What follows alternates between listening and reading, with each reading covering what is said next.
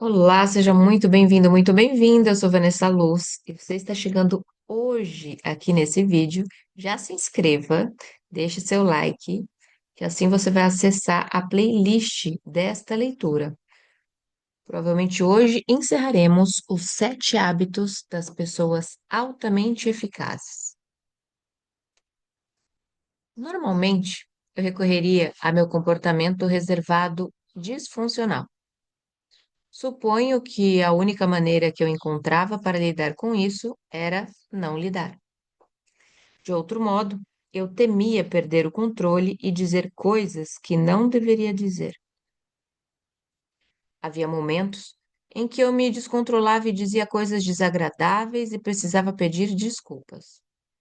O que mais me incomodava não era seu gosto pela marca da Frigidaire, mas sua insistência em fazer o que eu considerava defesas completamente ilógicas da Frigidaire, que não se baseavam em fatos.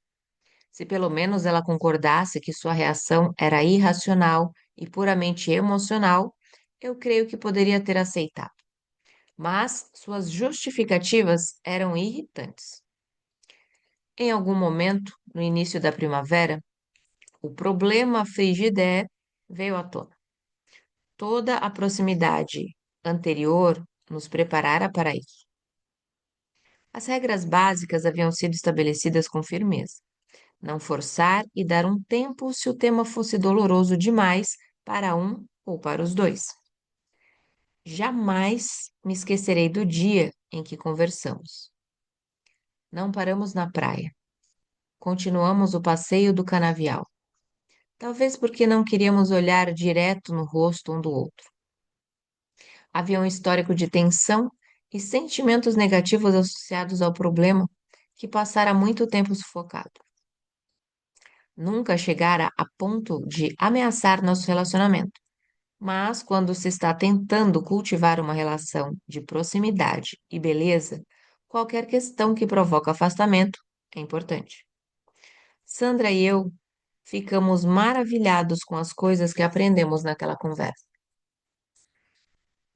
Aquela conversa foi realmente sinérgica.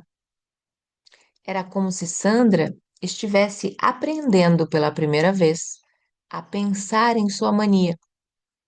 Ela começou a falar do pai, que havia sido professor de história do curso colegial durante anos e como treinador também.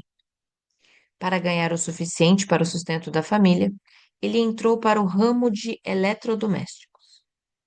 Durante uma crise econômica, ele enfrentou sérias dificuldades econômicas e a única coisa que evitou sua falência naquele momento foi o financiamento do estoque por conta da Frigidaire.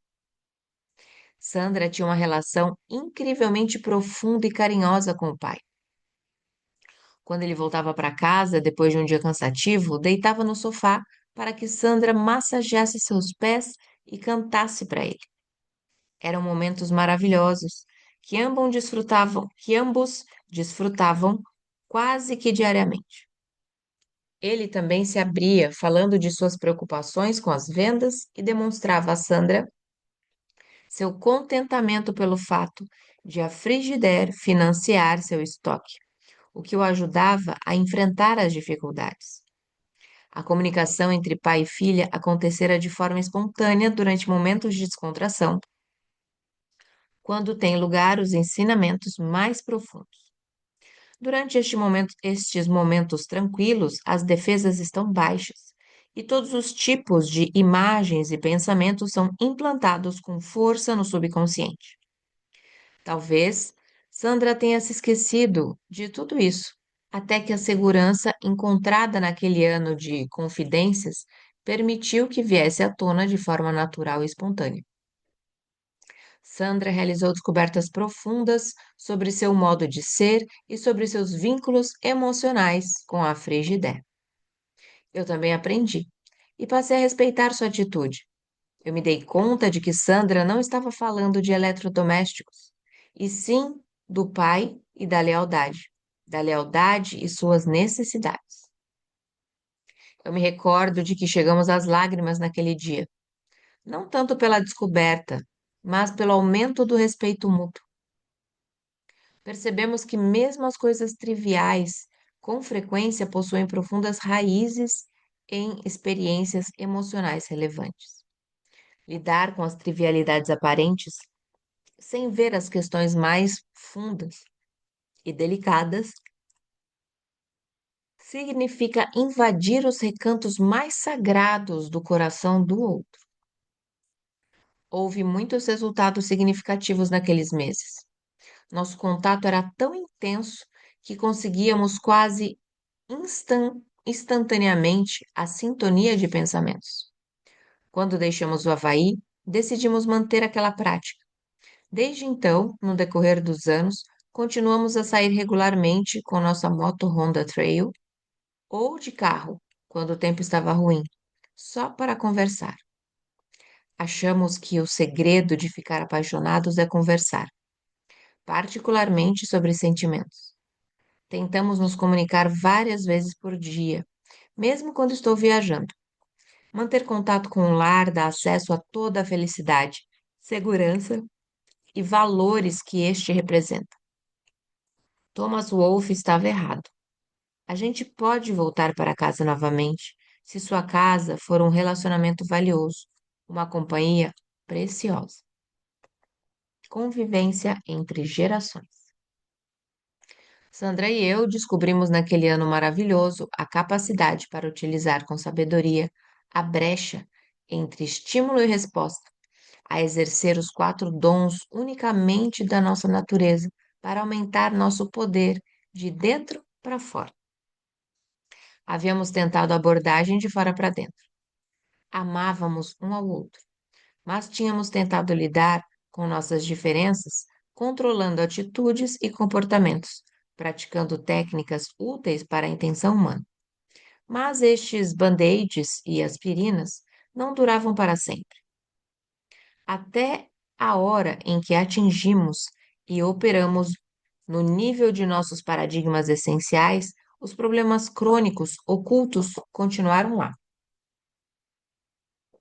Quando começamos a trabalhar de dentro para fora, fomos capazes de construir um relacionamento baseado na confiança e na sinceridade, resolvendo as diferenças funcionais de modo profundo e duradouro, o que nunca teria sido conseguido de fora para dentro.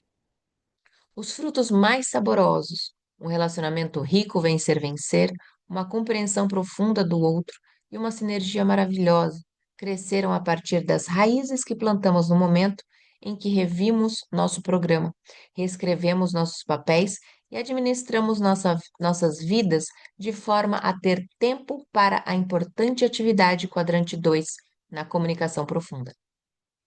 Houve outros frutos também.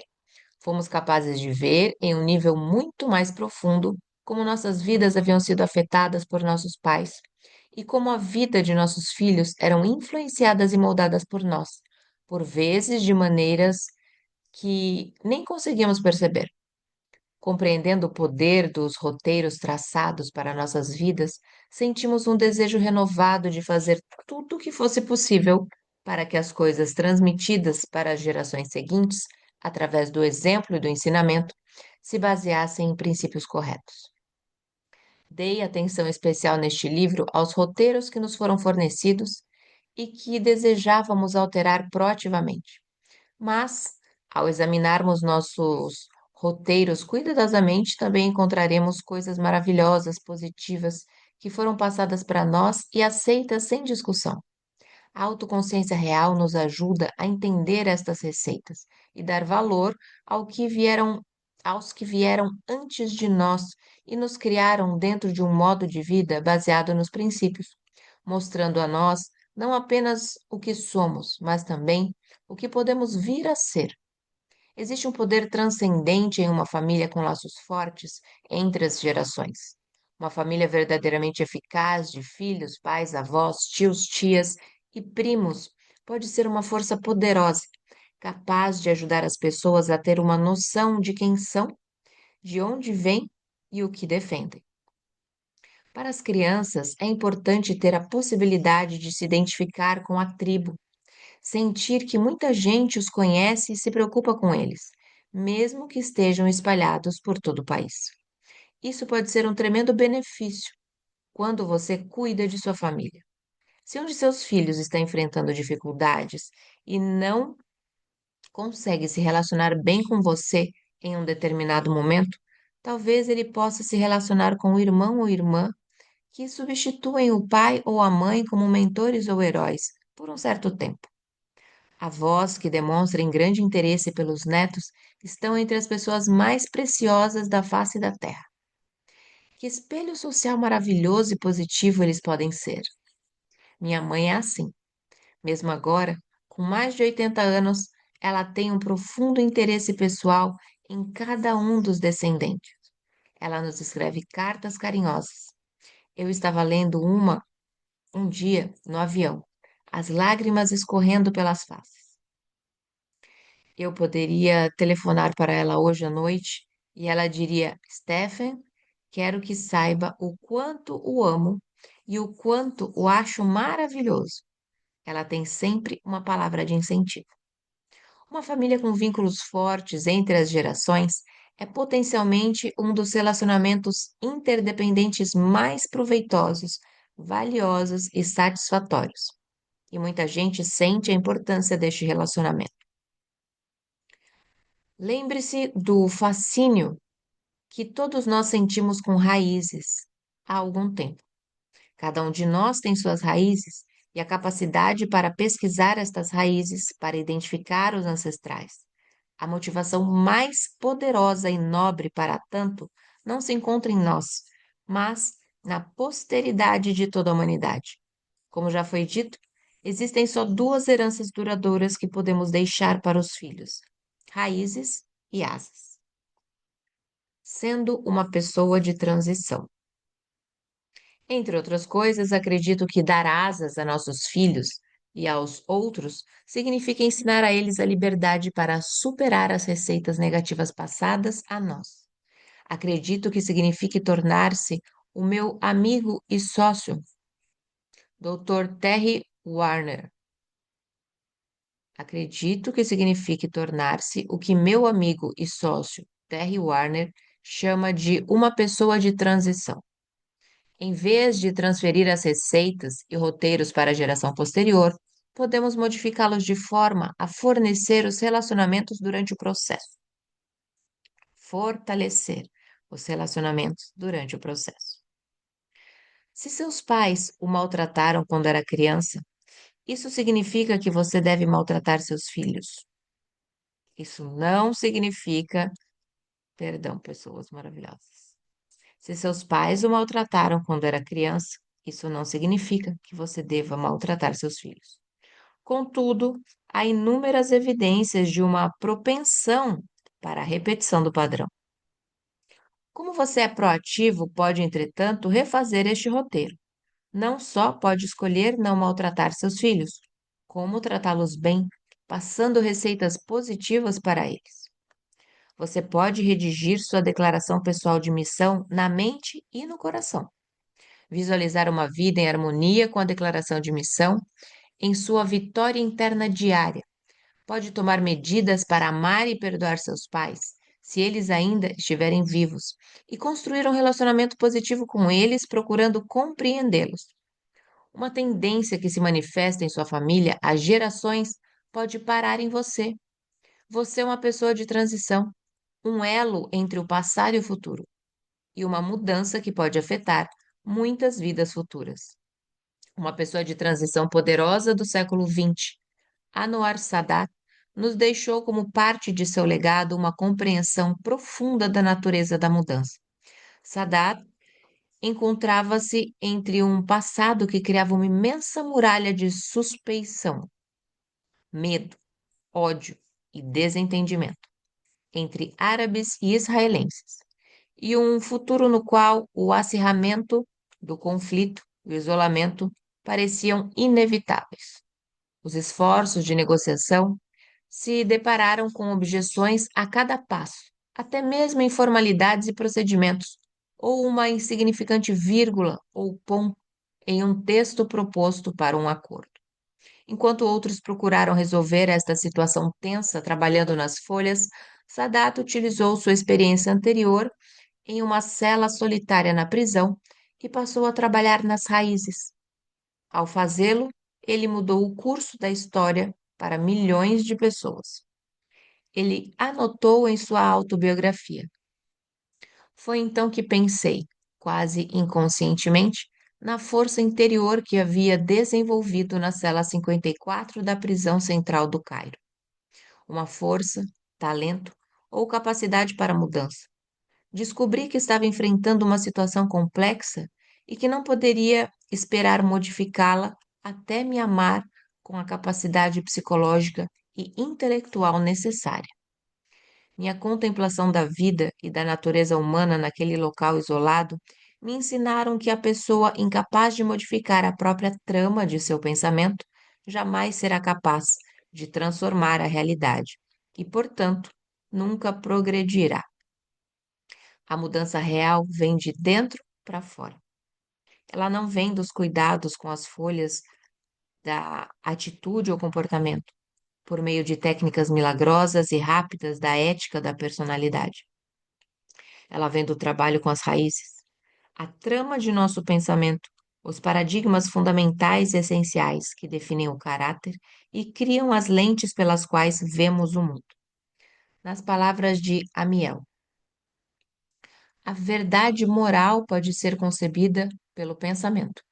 A pessoa pode senti-la, desejar vivê-la, mas a verdade moral pode parecer ter sido capturada de todas estas maneiras e ainda assim nos escapar. Mais fundo do que a consciência está nosso próprio ser, nossa substância, nossa natureza. Apenas as verdades que entraram nesta última região, que se tornaram parte de nós, tornam-se espontâneas e involuntárias, bem como voluntárias, inconscientes e consistentes, e são realmente nossa vida, ou seja, algo mais do que uma propriedade. Enquanto formos capazes de distinguir qualquer brecha entre a verdade e nós, estaremos do lado de fora. O pensamento, o sentimento, o desejo e a consciência da vida podem não ser a vida. Tornar-se divino é, portanto, o objetivo da vida. Só assim se poderá dizer que a verdade é nossa, estando fora da possibilidade de perda. Ela não está mais fora de nós, e, em certo sentido, nem mesmo dentro de nós. Somos a verdade e ela é cada um de nós. Conquistar a unidade, a integridade dentro de nós, com os entes queridos, amigos e colegas de trabalho, é o fruto mais nobre e silencioso dos 7 hábitos. Muitos experimentaram o fruto da verdadeira unidade em determinados momentos do passado, assim como também experimentamos os frutos amargos e solitários da desunião. Portanto, sabemos o quanto a unidade é frágil e preciosa. Obviamente, construir um caráter totalmente íntegro e viver uma vida de amor e caridade que cria esta unidade não é fácil. Não se consegue de repente. Mas isso é possível. Começa com o desejo de centrar nossas vidas em princípios corretos, de romper com os paradigmas criados por outros centros e facilidades dos hábitos inadequados. De vez em quando cometemos erros, sentimos constrangimento. Mas se começarmos com a vitória interna diária e trabalharmos de dentro para fora, os resultados seguramente aparecerão. Ao plantarmos a semente e regarmos a terra, começamos a sentir a excitação do crescimento real e um dia sentiremos o sabor dos frutos incomparavelmente deliciosos de uma vida coerente, eficaz. Cito novamente Emerson. Aquilo que insistimos em fazer torna-se fácil. Não que a natureza da tarefa tenha se modificado, mas nossa habilidade para realizá-la aumentou.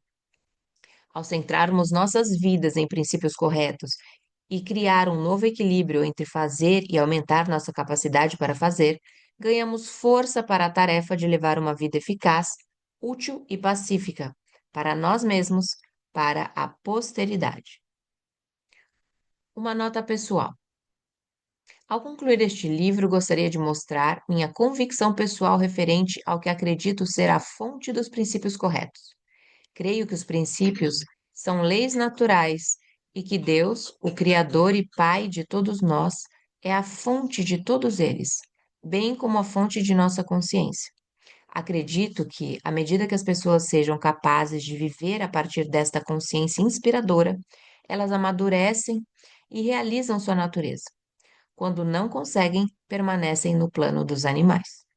Acredito que existam partes da natureza humana que não possam ser atingidas nem pela legislação nem pela educação, e que exigem o poder de Deus para serem tratadas. Acredito que, como seres humanos, não podemos nos aperfeiçoar. À medida que nos harmonizamos com os princípios corretos, os dons divinos serão libertados em nossa natureza, permitindo o cumprimento dos desígnios da criação. Nas palavras de Teilhard de Chardin, não somos seres humanos passando por uma experiência espiritual. Somos seres espirituais passando por uma experiência humana. Pessoalmente, eu luto por muitas coisas que mencionei neste livro, mas a luta vale a pena e produz frutos. Ela dá sentido à vida e me permite amar, servir e tentar novamente. T.S. Eliot, mais uma vez, expressa maravilhosamente minhas descobertas e convicções pessoais. Não devemos parar nossas explorações, e o final de todas as explorações será a chegada ao ponto onde começamos e ver o lugar pela primeira vez.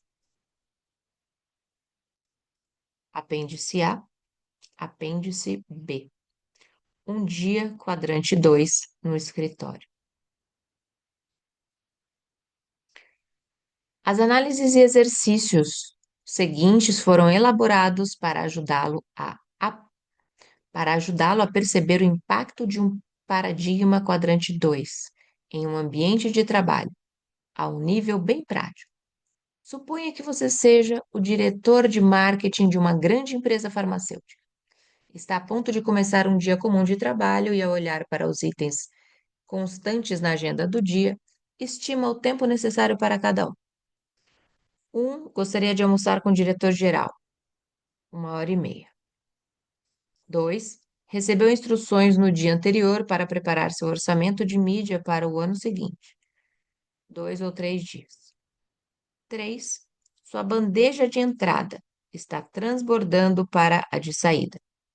1 hora e meia. 4. Precisa conversar com o gerente de vendas sobre as vendas do último mês. A sala dele fica no final do corredor. 4 horas.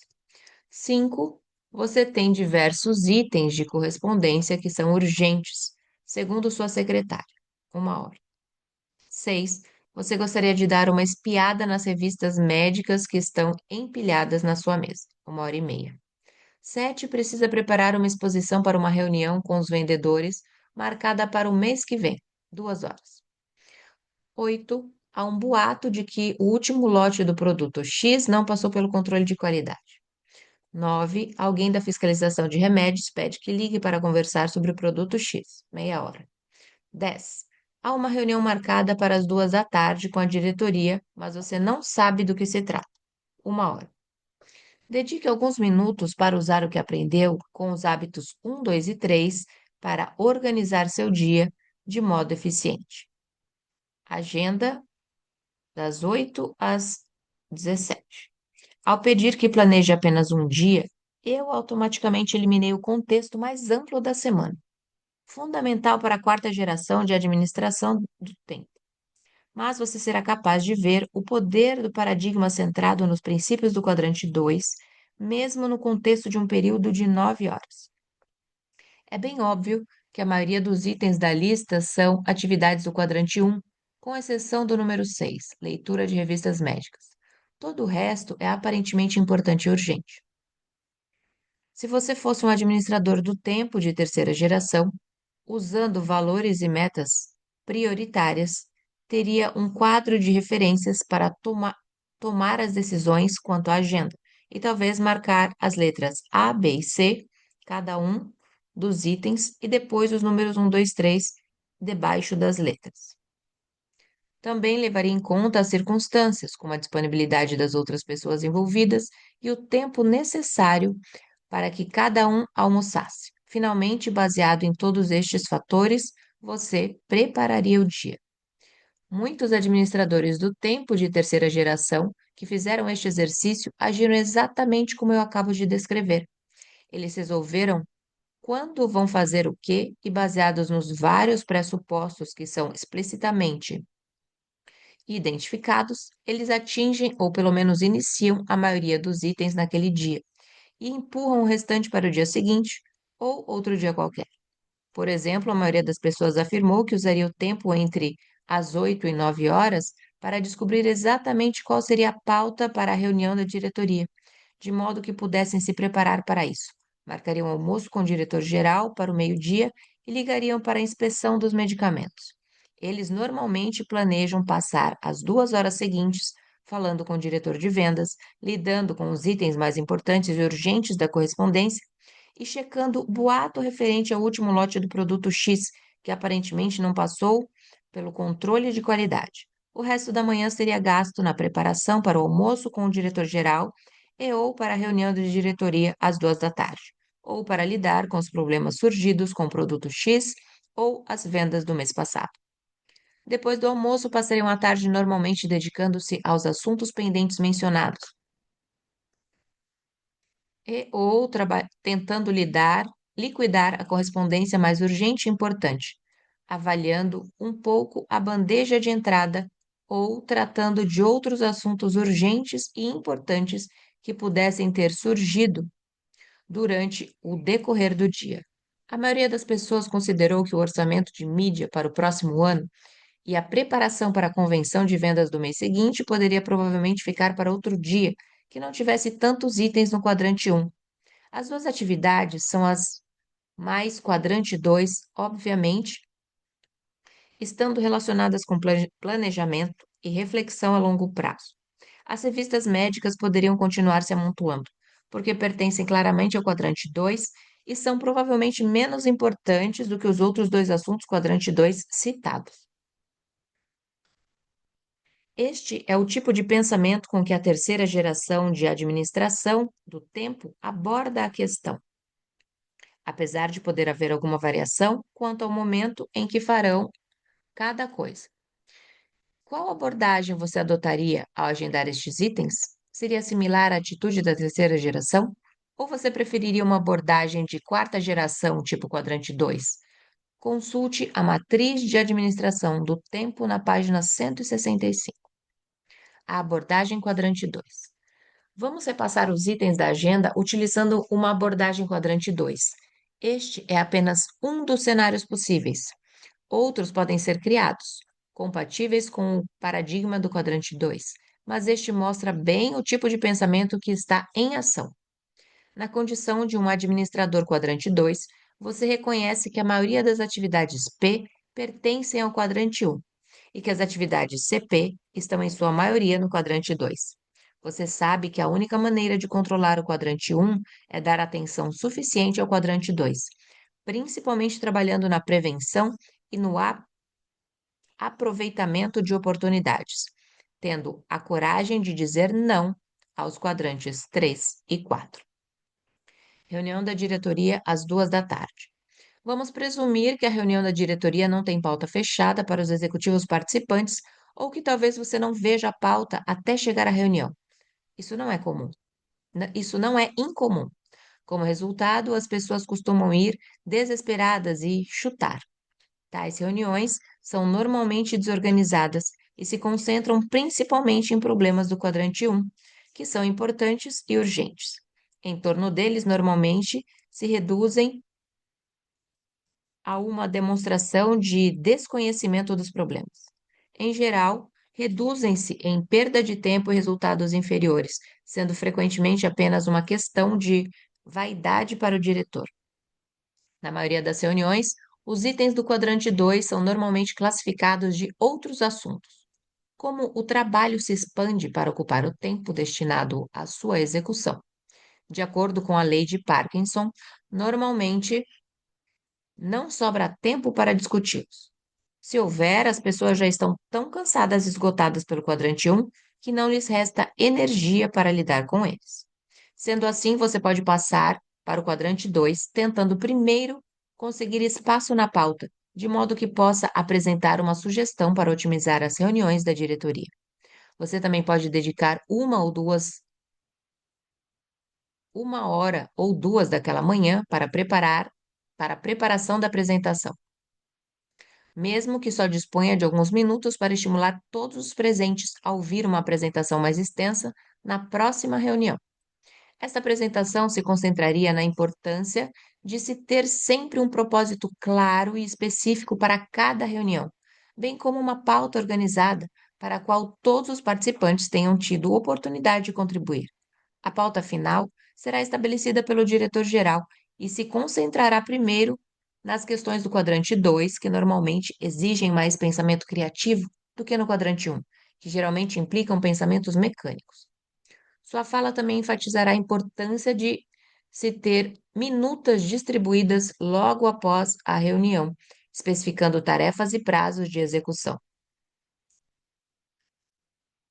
Estes itens devem, então, constar de pautas futuras que serão distribuídas de forma a dar tempo suficiente para que os outros se preparem para discuti-las. Bem, isso é o que pode ser feito quanto a um dos itens da agenda, a reunião da diretoria das 2 da tarde, através de um quadro de referências do quadrante 2. Isso requer um alto nível de proatividade, incluindo-se aí a coragem para desafiar o pressuposto de que a organização dos itens era necessária no início. E também exige consideração. Ui, o que eu fiz, meu Deus?